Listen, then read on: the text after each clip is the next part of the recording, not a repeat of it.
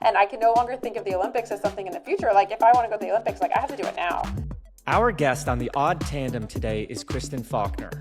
We spoke to her back in 2022 on our old podcast, which was only 2 years into her professional cycling career. And let's just say she's made some amazing progression since then. Jens, what did you think of today's discussion with Kristen? I'm absolutely blown away by how hard she works, how smart she is, how focused she is. And she ended up having the summer of her life this year, starting with the national championships and then ending up double Olympic champion. So people, enjoy our chat with our guest today. Hello, Kristen Faulkner, and welcome to the Odd Tandem. Thanks for having me. It's exciting to be back. I think last time I was on the podcast was, a year or two ago or sometime? It was July of 2022, and Okay. you had just won 2 stages as well as the Queen of the Mountain jersey in the Giro Donne.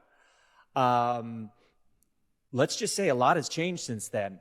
Now you're America's sweetheart. You won 2 Olympic gold medals in the road race and the team pursuit. These last few months must have been crazy. Give us a little idea of what you've been up to. Yeah, it's super busy. Usually you're busy preparing for the Olympics, and I think I've been busy since the Olympics, and so it's been a whole nother journey since the Olympics. An amazing summer. It was kind of a whole roller coaster of emotions. From not being selected for the team originally, and going into the road race, and then winning double gold at team pursuit, and then going right into the Tour de France. It was super busy, and then afterwards, the media and the sponsor events and fundraising and all that. So I don't feel like I've had the chance to really sit down and relax and decompress, even though my off season started a week ago.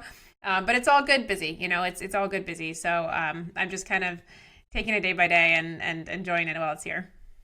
I mean, if you've been busy so much, like you just told us before we started recording here, that you came from another interview or little video shoot, is there actually any time for training these days, or is it just, media obligations day in, day out? Yeah, thankfully my off season started on October 1st. And so I have about 3 to 4 weeks off the bike. And, it's normal off season is supposed to be resting, but I've been doing a lot of media, a lot of traveling, a lot of speaking events. And so it's been busy in that sense. And thankfully I don't have to worry about training or performing right now, but I'm trying to get all the media out of the way now so that when I do start training again, I can really focus on it. But it's an interesting challenge for me. It's the first time I've really had to balance, think about balancing my primary job, which is cycling and performing, with a lot of the kind of new obligations that are coming up, which is, media or writing a book or, doing a documentary and a lot of things that are happening. And so I think next year will be a really good challenge, to know how to balance it. But it's also, I feel really supported with my team, and I feel like my focus, is still on racing and is still on performing. And so it's good that I have the off season to try and do a lot of the media and get it out of the way now. Well, just, you look nervous. So, we have these little quick fire questions, to break the ice, because, you're not the most polished interviewee that we've had. So just to break the ice and make you a little bit more comfortable, we have a couple questions here for you. So did you get an Olympic tattoo, an Olympic ring tattoo? No, I haven't. And I always thought I would. Ever since I was a kid, I was like, if I ever got a tattoo, it would only, the only tattoo I would ever get is the Olympic rings. But instead I'm getting a necklace. It's going to be a gold ring necklace, and I'm going to wear that for a little while. And part of the reason is I couldn't figure out where I would want a tattoo or what kind of tattoo I would want. And so I think it's the indecision that has actually delayed me more than the lack of desire to get a tattoo. Okay. Favorite cross-training exercise, running or rowing? Running. I enjoyed rowing, but it's I think nowadays I enjoy running a bit more. Okay. Favorite hype song? Don't judge me. I Can Do It With a Broken Heart by Taylor Swift. Okay. And now the nuts and bolts of this whole thing. Favorite event, the team pursuit or the road race?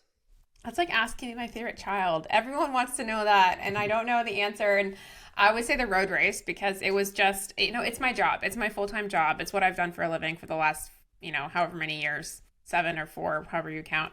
And so in that way, I feel like there was more blood, sweat, tears, and disappointment and rebounding and resilience that went into the road race in that regard. Whereas a team pursuit, having started a year ago, it's kind of like a new relationship. It's not something that's been around for 7 years. And so I think for that reason, the road race was more meaningful to me to win gold. But I think, they're both very special to me in very different ways. So now that we already talked about the Olympics, after the road race, who did you hug first after crossing the line? And who did you call first after things settled down a little bit and you actually got hold of your phone and could call somebody? I gave a huge hug to my mom and dad who were at the finish line. And, I've only seen my dad cry twice in his life. One was when his dad died, and the second was when I crossed the finish line in the Olympics. And so that was like a very special hug for me to have my parents there and to have them watching. I think my first phone call actually was to my boyfriend because he was in Paris and he was on the Montmartre climb. And so he'd chosen to watch the race there instead of at the finish line. And so as soon as the race finished, he wasn't there to give me a hug. So I made sure I called him that night and saw him. So watching that on TV, I would have been right up there on that climb as well. That was an amazing place to watch it. But what you just said kind of caught me off guard because I'm curious about your start and your preparation. You said you just started track racing 1 year before the Olympics? Yeah, my first ever race in team pursuit was actually in January of 2024. And so I had it was That's a steep learning curve. Yeah, I have a penchant for steep learning curves and kind of throwing myself into the deep end. I don't know why, but I have a penchant for that. So I had first gone on a track, I want to say in like 2019, and it was a track in San Jose. I was on a mass start bike. I had kind of done one kind of introductory race in 2019. And then I had been to a camp with Gary and the track team, I want to say in the fall of 2022 was my first track camp in Colorado Springs. And I think that was 10 days. And that was the first time I've been on like an aero bike on the track. And then in 2023, I went back in November for another kind of 10-day camp. And that really was, November, December timeframe. And that from then until the Olympics, really, I was on the track. And that was less than a year of real preparation.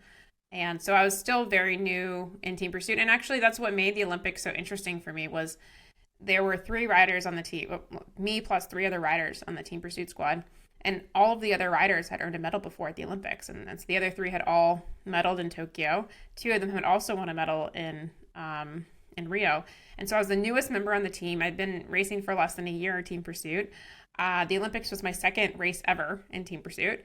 And so I felt this tremendous amount of pressure because everyone expected the team to get a medal. And I was like, well, look, man, if we don't get a medal, it's going to be my fault. So I went from the road race where there was, no one who believed in me to the team pursuit where there's this tremendous amount of pressure. And I felt like the weakest link on the team. And so it was 2 very different mental preparations that I had to prepare for and 2 very different experiences for me at the Olympics. Where was your starting position then? A number 4 or where they put you in the team, where they thought you would fit in the best? Well, I definitely started in P4. Gary told me this a few months later.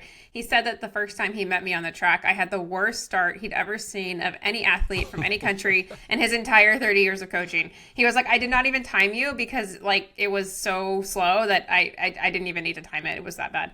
And so, here I was with this incredible engine showing up, but I just couldn't get off the line.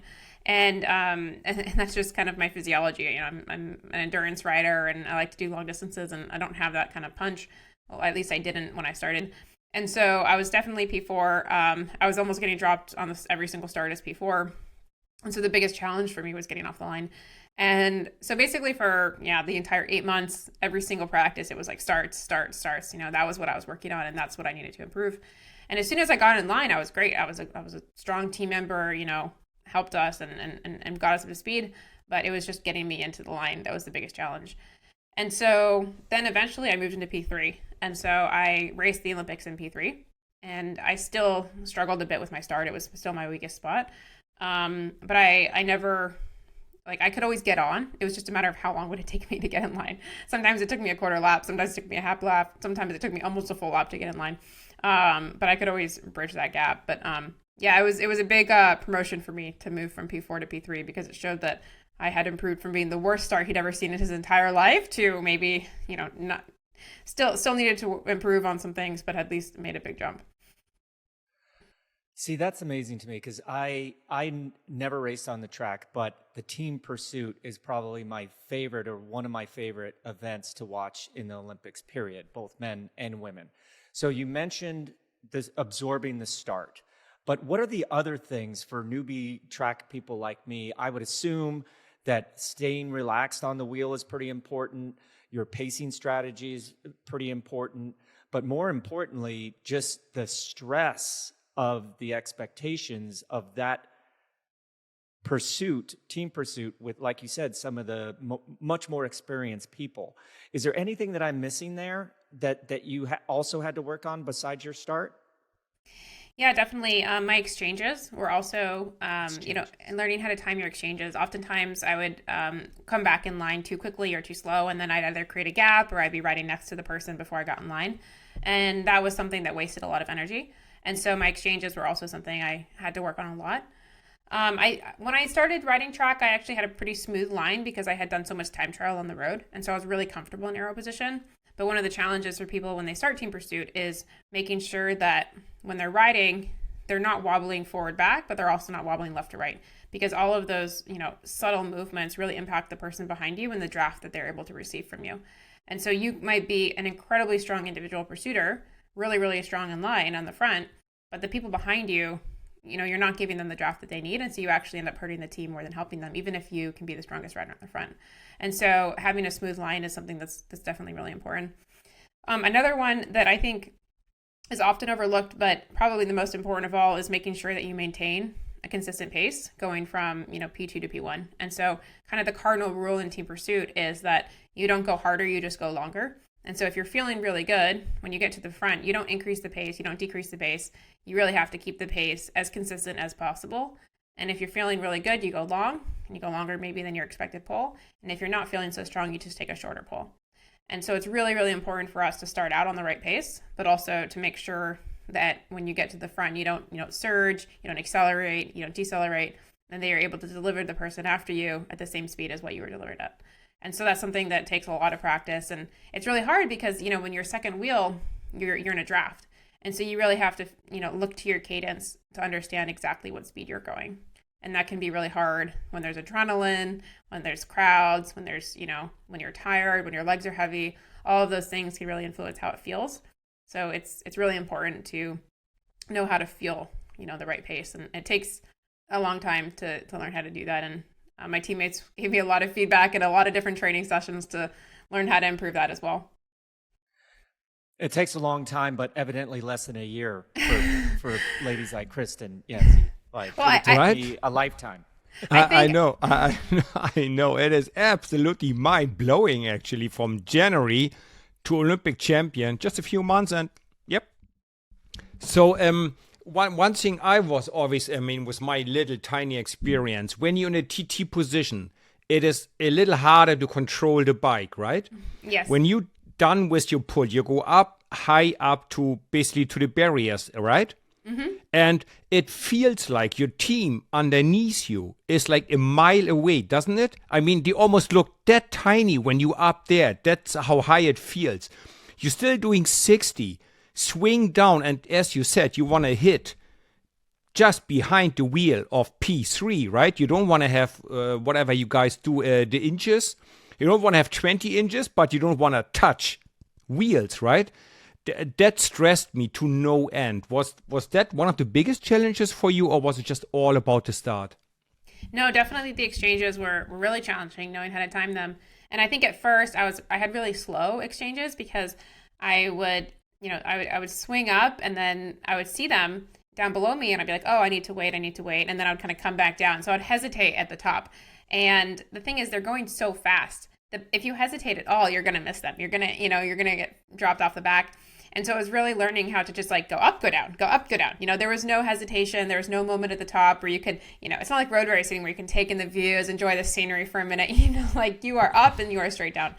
And then I think the other thing that, you know, and so for me, learning how to do that, but also learning how to do that at very different speeds, because your speed of the exchange is directly correlated to the speed of the effort. And so in training, the exchange is probably going to be a lot slower than the exchange in a race. And so, you know, you might train something in training and be like, okay, I've nailed my exchanges. And then you get into a race and you're like, oh crap, like there they go. They're way speeding by me. And so it's learning how to time it with very different sensations entirely based on the speed of that day. The second thing that I think was really scary for me is as I was diving down, you know, you're going at such a high speed in aero position, and it's terrifying because you're going into the back of their bike and you're like, I'm gonna hit it, I'm gonna hit it, I'm gonna hit it, and then you know they're also going fast by you, and so you really have to trust the speed of your bike, the speed that they're going, and really get a sense for, you know, you're coming at them with a lot of speed. And in theory, like you would crash into the back of them, but because you're not pedaling so hard and they are going really hard out of the bend, you know, you kind of are decelerating as they're going by. And so it's kind of this like mind-boggling experience where, you know, you just really have to get used to it over time. Anyway, to answer your question, it's very scary the first few times you do it, and usually you're quite conservative the first few times. You know, you tend to have slower exchanges because it's better to be slow than to crash into the person in front of you. And so you do it a little slow, and then each time you get a little better, a little faster, a little closer to their wheel, and eventually the goal is to just, you know, dive right into the back of their wheel and come in at the exact same speed at which they're riding. But these two disciplines that you won a gold medal in are so different. I you know, when I was watching the pre-Olympic stuff and they announced that both you and Chloe were going to do the road race, I was a little bit nervous. I'm like, how can you do an Olympic road race and then a couple days later jump on the track and then go for an Olympic medal, a gold medal, a world record, all those things? But the biggest thing for you, the question I had for you after you win the Olympic road race, you should be drinking champagne, hanging out with Snoop Dogg, just absolutely living it up. You got a gold medal around your neck. But no, you had to like keep that even keel and then head, just 2 days later or a day later back onto the track? What was that like, being at the zenith of the sport and then having to be like, wait a second, I have to do this team pursuit now. I have a gold medal. They want a gold medal. I better not let them down. Like I still can't get my head wrapped around what it takes to deal with that. Yeah, it was one of the hardest psychological challenges of my life, to be honest, because all I wanted to do, you know, I had just achieved my biggest life dream. And here I was, and I couldn't even celebrate it. And my family and friends were all there, my cousins, my aunts and uncles, they'd all come to watch this race. And I didn't even want to see them because I was like, if I see you, I'm going to get excited. I'm going to get the adrenaline. I'm going to celebrate. And so I just had to say, like, I don't want to see anyone until after the team pursuit, and then we can celebrate. But until the team pursuit, I really need to kind of like stay in my moment, stay in my zone. And it's actually funny. When I crossed the finish line, everyone was like, did you know you'd won? Like, you just kept riding. And I'm dead honest, like dead honest. Like, the first thing when I crossed the line was like, I need to spin. I have a race in 2 days. And that's why I kept riding. I was like, I need to spin my legs. I need to spin my legs. Like, I can't just stop after the hardest 4-minute effort of my life. And really, like, that was the mentality I had to have. And it was so hard because all I wanted to do was jump off my bike and celebrate it and raise it above my head, just like Remco had done the day before. But unlike Remco, I had to recover as quickly as possible because I also knew that the road race could potentially negatively impact team pursuit, and I didn't want to be the reason why we didn't earn a medal in team pursuit. And I felt actually more pressure to perform in team pursuit after the road race because I felt like if I didn't perform or if I did anything wrong, I and the rest of the world would blame it on the road race. And so it was like I had to go extra to make sure that I was 100% recovered, because I couldn't let the road race be the reason we failed in team pursuit. If I hadn't done the road race and we failed in team pursuit, I could, blame it on a lot of other things, maybe poor preparation, or maybe, I hadn't been in the sport long enough, or whatever it was. But after the road race, I decided to do the road race. I was like, okay, wow, if anything goes wrong in team pursuit, like I can't let this be the reason why. And so, as soon as I crossed the finish line, it was like on to the next thing. And it was so hard. I wanted so badly to celebrate. I wanted so badly to pop some champagne and to stay up late and to take some photos of, the Eiffel Tower. But I knew that, I still had teammates who needed me. And I just couldn't let them down. So respect. Really respect. Also to have that presence of mind, like winning the biggest race ever in your career, and you go, but I cannot celebrate. I need to spin now. Now you mentioned the word pressure at least 3 or 4 times now. The pressure of not letting your teammates down, was it terrifying, crucifying, or was it like a positive pressure? Like, okay, I'm gonna keep track. I'm gonna do this. We're gonna make this, and who do you talk to about that? I mean, you must have been terrified by the idea that they maybe become forced and blame it all on you. Did you get anybody to talk to like, hey, I'm a little afraid of this, or you just eat it all up inside of you and just hide it inside of you? I love the phrase "eat it all up inside of me." Okay, yeah. Unpacking that. The team pursuit was one of the highest pressure moments of my life, like hands down. And the reason honestly is not only was I scared about the potential implications of the road race, I was scared because I was the newest member on the team. I was scared because I'd only done it for less than a year. This was my second race. But even more than that, it was that my start was the slowest part of the race for me. And so like standing on the start line of that race, knowing that if I like the likeliest place for me to mess up is at the very beginning.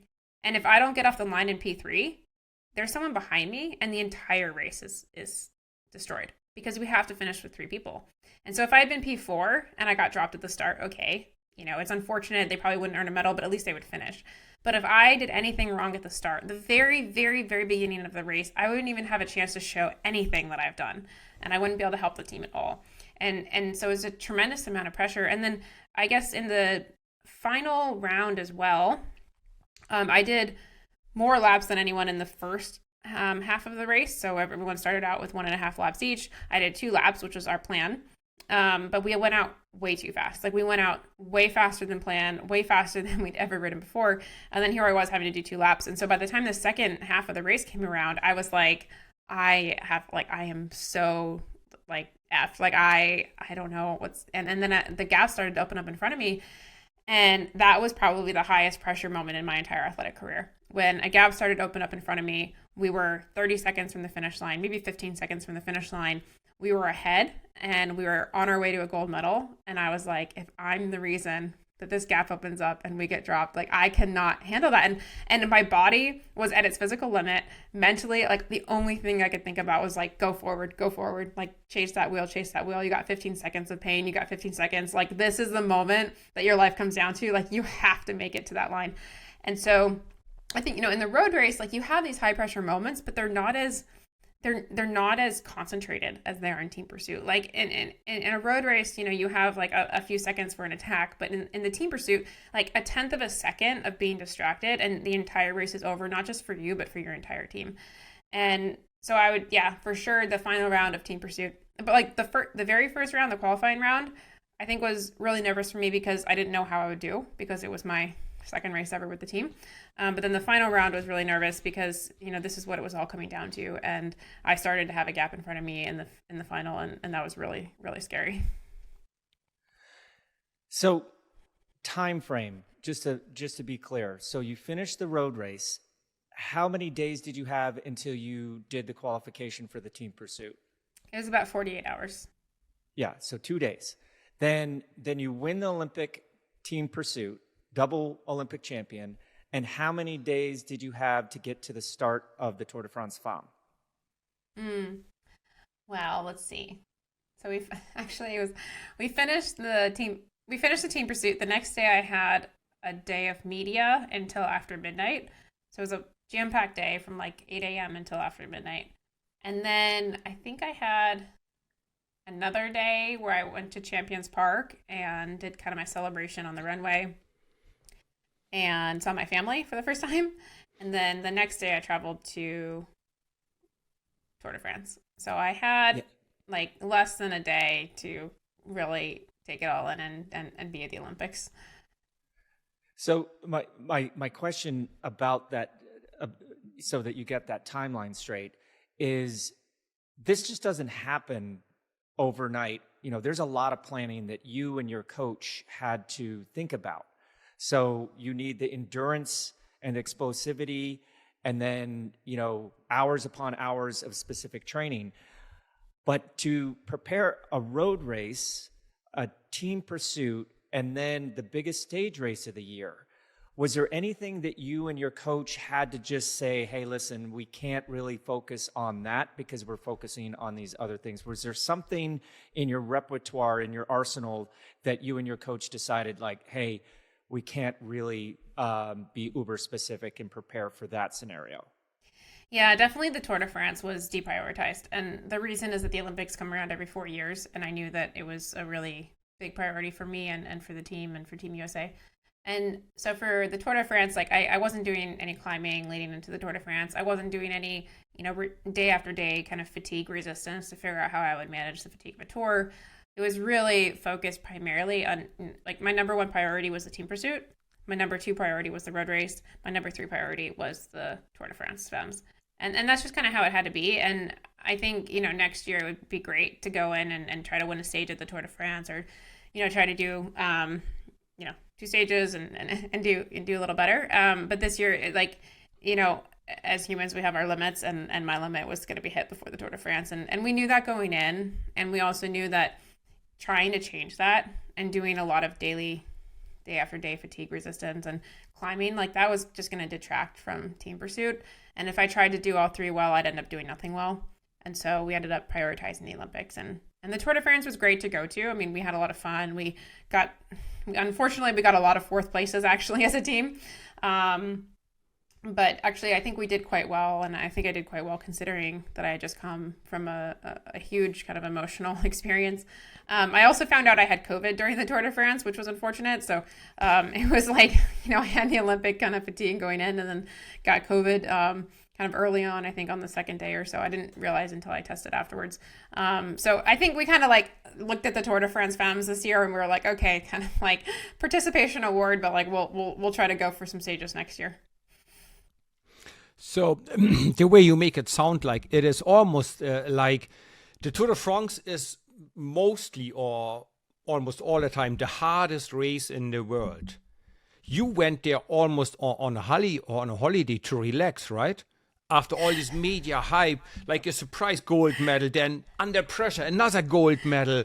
So you almost went to the Tour de France. Okay, I get a massage every day. I can ride my bike, and nobody can talk to me because I'm on my bike for hours. So I cannot give interviews for a certain amount of time because I'm on the bike. Was it almost like not a holiday, but like a more relaxed moment actually than like a bike race, like a moment for you to let it sink in that you're a double Olympic champion? I mean, yes and no. I think the kind of the funny truth, though, is that I got better and better the first few days of the tour because I showed up with so much fatigue from the Olympics and from the media and from the travel and everything, that I actually was less fatigued every single day for the first like 4 or 5 days of the Tour de France. And I don't really know how that happens, how you like show up to the Tour de France femmes and you're less fatigued every single day. Like, I got more and more energy, and not just relative to everyone else, but like relative to myself too. So that was like a very real thing that did happen. I think in terms of holiday, like I had a ton of cameras on me at the Tour de France. I had a ton of people at the bus asking for autographs. I had, interviews every single day before the race. And so I think it was kind of this like, layer cake that just kept stacking on, media and some degree of stress and busyness to my schedule. And I think it wasn't until after the Tour de France where I was really able to kind of like take a break and starfish on my bed and relax and like take in what I'd done. But I think, the Tour de France, I did feel a bit more rested every day in the beginning, and probably until I got COVID, and then things were a little more fatiguing from there. Yeah, you were definitely high up on GC heading into the mountains there. But I remember on our old podcast, you said that there was a certain team that had a rule not to follow Kristen Faulkner's wheel. Like they weren't allowed to do it. It was like a rule, right? Okay, that So was that was my very first race in Europe. So it wasn't like this ongoing thing that lasted. But how cool is that to go from somebody saying that when they threw you into the deep end of the pool for sure, and you didn't have your skill set that you have now, to Blanca Voss in stage 5 of the Tour de France Femmes, when you kind of did your little attack, she remembered from the Olympics when she let you go, I can't let Kristen's wheel go. So, I mean, an amazing 2 years going from, hey, better not follow this girl, to now she is the wheel to follow. That's got to feel pretty awesome. Yeah, 4 years. It was the fall of 2020, my first race in Europe, when someone said don't follow my wheel. I think by 2022 things had gotten better by then. But yeah, I mean, it's definitely been a long way that I've come, and I think, you know, it was definitely hard in the beginning. You know, like when I came to Europe, I was scared of the peloton. I did like crash a few times and had to get back up, and I had a lot of skills. I got dropped on every single descent, and you know, was yo-yoing off the back on any course that had a lot of roundabouts, because I was, you know, entering the roundabout last and kind of yo-yoing off every time. So I think for me, you know, it's interesting when I look at my gold medals, I think a lot of people see like, oh, she won a gold medal at the Olympics and she achieved this big thing.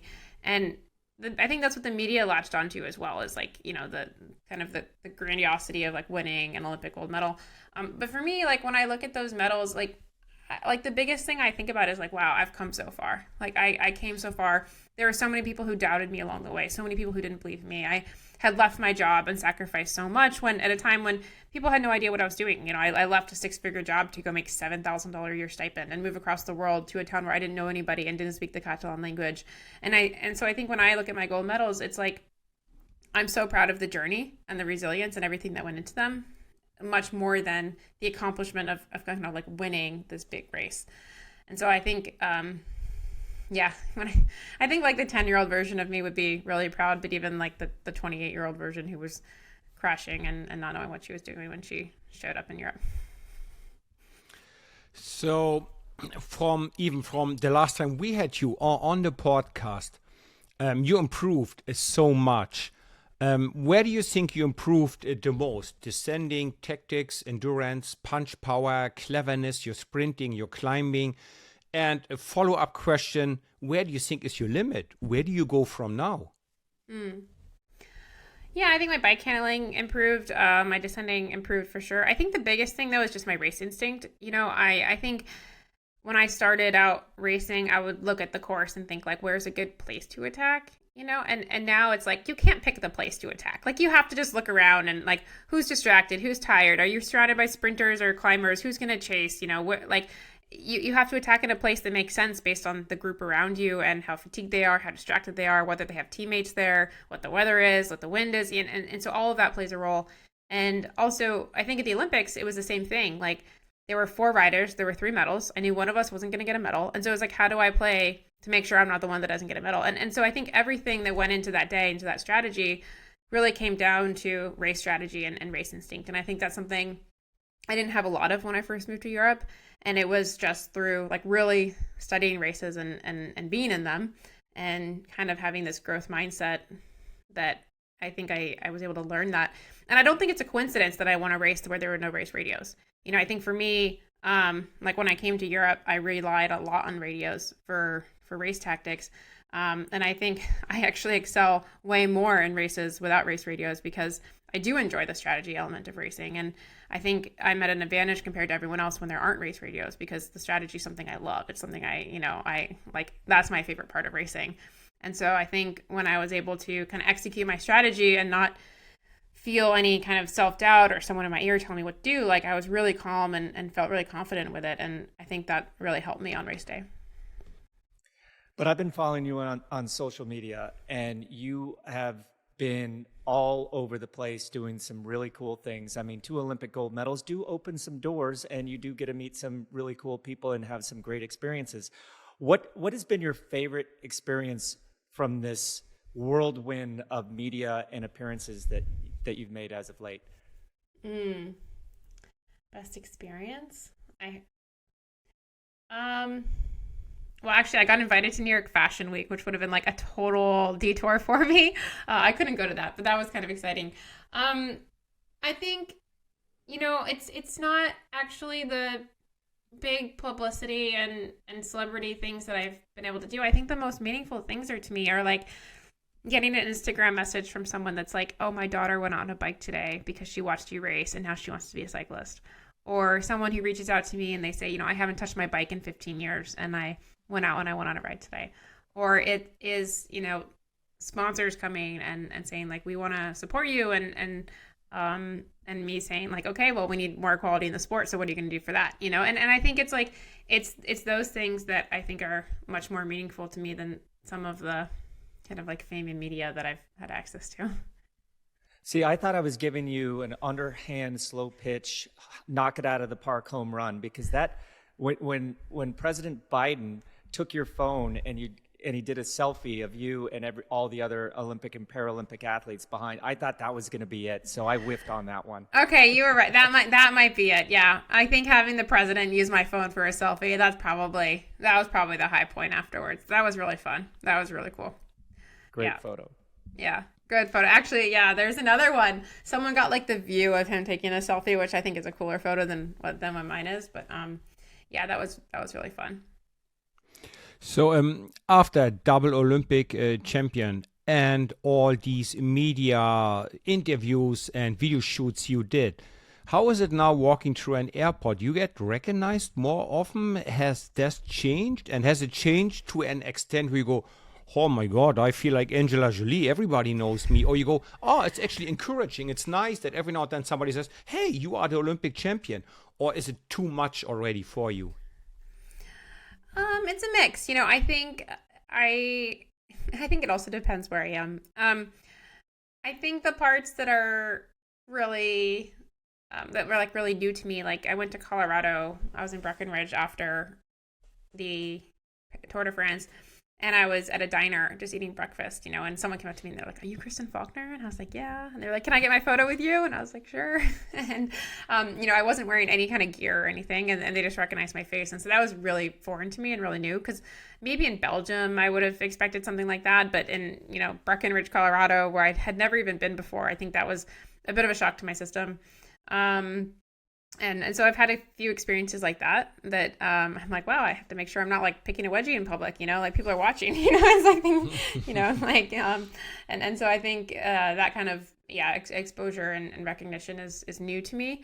I think what I'm a little like nervous about maybe is going back to Giro Donne and like trying to go train and having people come up and take photos with me and want to ride with me, because I think, it's exciting to see other cyclists, but I also like if I'm in the middle of an interview, like I can't stop and say hi to fans. And so it's kind of figuring out how that will look, with my training and making sure that I'm making time for fans, but also that I'm able to get in what I need to do. And then I think sometimes like the media before races, fans always come over and they want autographs. They want me to take pictures with them. And I really want to do that, but I also can't do it too much before a race because it can be pretty exhausting. And so I think what's interesting for me now is just figuring out kind of with my team, like how to balance all of that, because first of all, I am a racer and I need to go perform and I need to train. But also, I really enjoy the fans and they're a fun part of the experience and I want them to feel like they're part of the journey too. So I think it's just learning how to balance that. And that's something I'm still figuring out right now. Well, that's a great segue into my next question, because in the past you said that you use cycling as an outlet for work. But now that you're this cycling superstar, what are you going to use as an outlet from cycling during your remaining couple weeks of the off season, and then during your off time when you're back racing? How do you get away from it all? Yeah, I've been keeping busy. It's funny. I'm kind of getting back into the VC world a little bit. I'm giving a few speeches to kind of VC company offsites. I'm giving a TEDx talk at the end of the month. I'm doing a fireside chat at All Race, which is the biggest conference of women VCs. And so it's been a fun experience for me kind of getting back into the business world a little bit. As you know, it's like, it's funny, I'm getting speaking opportunities that I wouldn't have had if I just stayed in VC. So it's like, like advocating for kind of a non-linear path to kind of leapfrog some opportunities in my life. So that's been really fun. This morning I spoke to the Naval Academy and to a group of students there. And so I've had some, really fun speaking opportunities, and that's been something I've enjoyed. I'm also writing a book, which I think has been the most therapeutic thing for me to do, and kind of reflecting on my entire journey from basically growing up in Alaska, going to Harvard, working in VC. How did I make my decision to leave for cycling? What were the first few years really like? What was my Olympic journey like? And what actually happened? Like, what was I thinking about during the race? And these are all questions that people have asked me over and over. And I think it's really exciting to be able to put it into a book and share my journey, but also share some things that I think people can really relate to. Because I imagine there's a lot of people out there who maybe have a passion that they want to pursue, but they don't know how, and they don't know how to start it. Or maybe they're scared of starting it late in life, or maybe they're trying to balance two things, or maybe they are a beginner at something all over again and they don't know how to excel as a beginner, and so I think these are things that hopefully people can learn something from my journey, and I'm excited to share that with them. So writing my book, I think, has been therapeutic for me, and I hope people enjoy reading it, although I don't know if it'll be published next year or before LA 2028. We'll see. But it is in the works. So it looks like, and it sounds like you're still super busy with flying here, flying there, having a speech, meeting new people. You ever nervous or afraid that you lose focus on your job, on cycling, and you start training again? Because, I do one more interview, I do one more trip over there. Because, well, I mean, it's paid probably well. And second, you only once Olympic champion. So you want to use that as much as you can. Of course, totally logic and normal. But you sometimes feel there could be a conflict with actually, I should now start saying no to these things, settle down, stay with my boyfriend, and, start training, preparing next season. And you think there could be a conflict, or you have somebody partnering up with you, telling you, hey, do this, don't do this, don't do this, don't do this. Yeah, definitely. I think right now I'm quite busy traveling around, but come November I guess come December, I'm definitely going to not be taking in a lot more travel at all. So I think October, November, I'm off the bike in October, so I can do some of this stuff. And then in November, it's kind of a mix. I have team camp in Girona. I'm doing a few speaking gigs. But then once December comes, I'm fully focused on next season. And I've actually turned down a lot of opportunities that are next spring, just because I need to make sure that I'm showing up to the season fresh. So I don't know, like, it's interesting. I probably won't have as relaxing of an off season, but at the same time, it's very fulfilling and exciting for me to do something different. And it's refreshing for me in a lot of ways too. So, yeah, I mean, and I also like writing my book. Like, that's something that is actually quite relaxing. Like, I don't feel stressed about it at all. There's no deadlines. I don't have, a publishing company yet that I've, that has expectations for me to do anything. So, but yeah, to answer your question, it's definitely something that's on my mind. It's not something that I've just kind of, blown off or ignored. I think for me, I really want to continue the success. I think I'm still early in my career. I have, I want to go medal again in LA 2028. So I have several more years of my professional career ahead of me, and I'm not by any means done. I've way more ambitious goals, than I've had before. And so my priority is racing. My priority is my team. And that's definitely going to be true for the next 4 years, and definitely true in a few months from now. And so I think part of me is trying to get out as much media and business and things as I can in the next 2 months so that I can prioritize cycling starting in the new year. You, without ruining this chapter in your book, you mentioned the Olympic dream. I think we all had an Olympic dream. It started for me, it was, I wanted to be in the Olympics for ski racing. Can you give us a little input to what your original thought or Olympic dream was, without ruining anything that you're going to have in your New York Times bestselling book? Yeah, it's interesting. Like, it took a lot of different forms during my life. When I was younger and first saw the Olympics on TV, I think I was 8 years old, like maybe 12, one of those. I think it was maybe the Sydney Olympics. And I watched it on TV and I was like, wow, like these athletes are amazing. And I had just started swimming. Like I was really young. I think I had just competed on my first swim meet. And so athletics was very forefront of my mind. And I watched these swimmers on TV and I was like, I think Michael Phelps, it was his first Olympic debut. I think he was like 15. And I thought, wow, like I want to do that one day. Like I want to be an Olympian. And I was so young. I didn't realize that the Olympics were like a big deal to the rest of the world. I saw it on TV and I was like, I want to do that one day. And so it started from a really young age, kind of this, you know, like in the back of my mind, just this idea.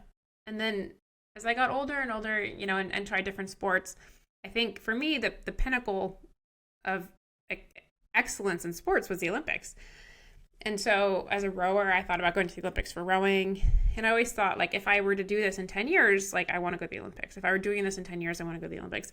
And so as a rower in high school, I thought about it. And as a rower in college, I even thought about it. But then, you know, it was never a priority of mine. And when I moved to New York City after college, I started my career. And I think my career in life just kind of got in the way. And it was my priority at that point in my life was to start my career.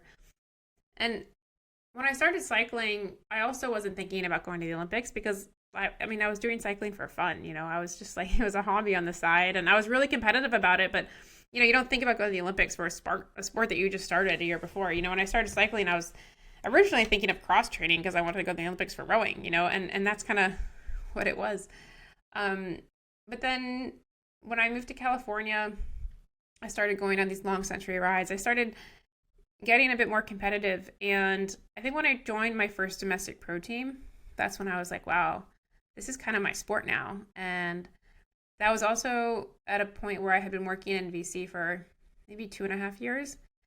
And I realized, I think it was when I was living in California, maybe I was 26 or 27.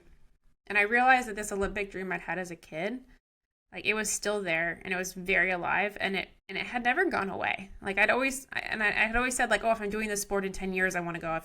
And here I was at 26 and I was like, well, if I'm doing this sport in 10 years, like I'm probably too old to go to the Olympics. And it was like the first time where I realized like life is short and now I'm getting a little older and I can no longer think of the Olympics as something in the future. Like if I want to go to the Olympics, like I have to do it now. Like there is no like 10 years from now.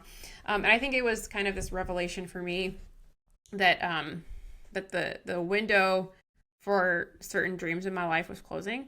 Because I think when you're young, you kind of think you have forever and you always think of dreams as something you'll accomplish in the future.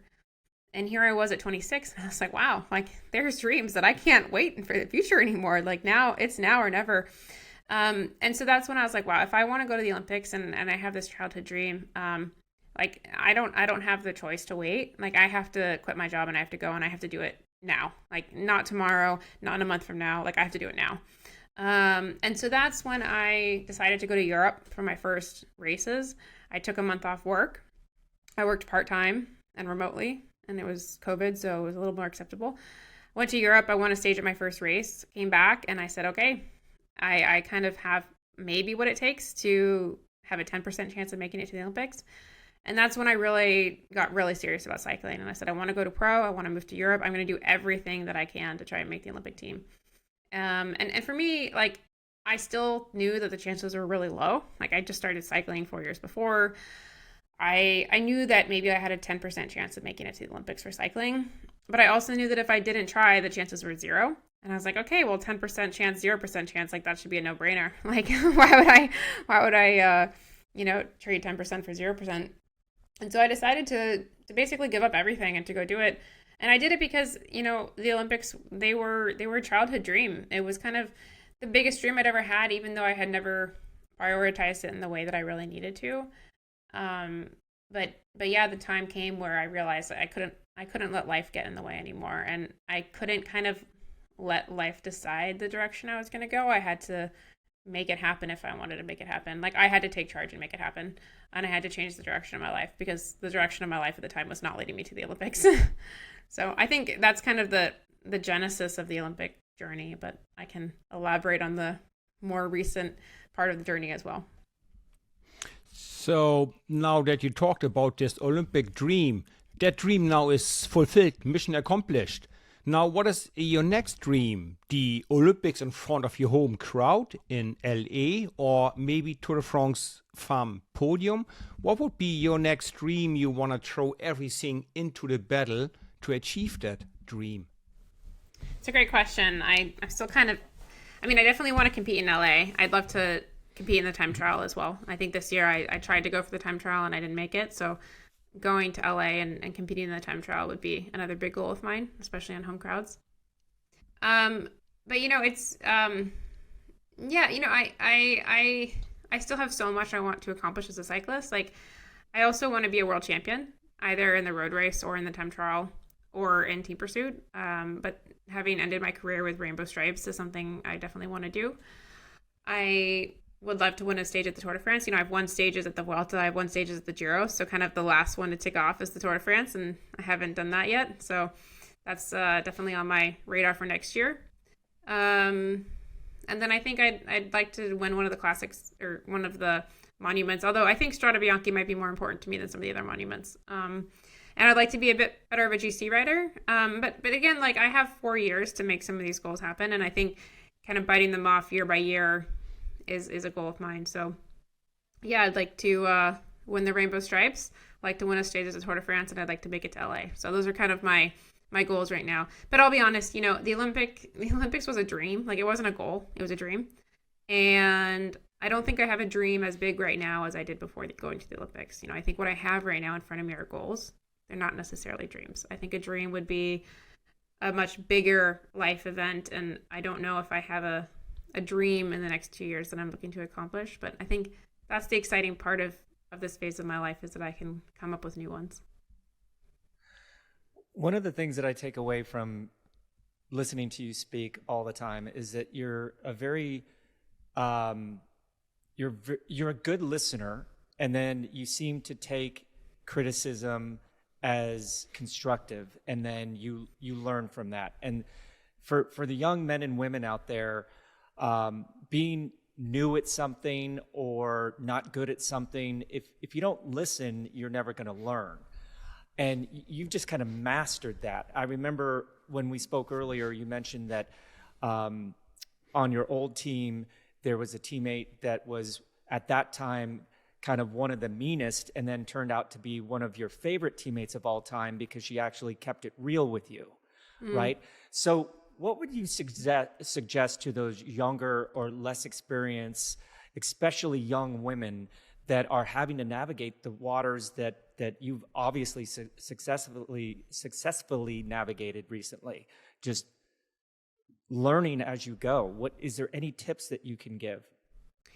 Yeah, I think that, there's a few things. Like, we always want to do what we're good at. We always want to do what's comfortable. And I think it's because we're afraid of looking bad to other people. We're afraid of recognizing our weaknesses.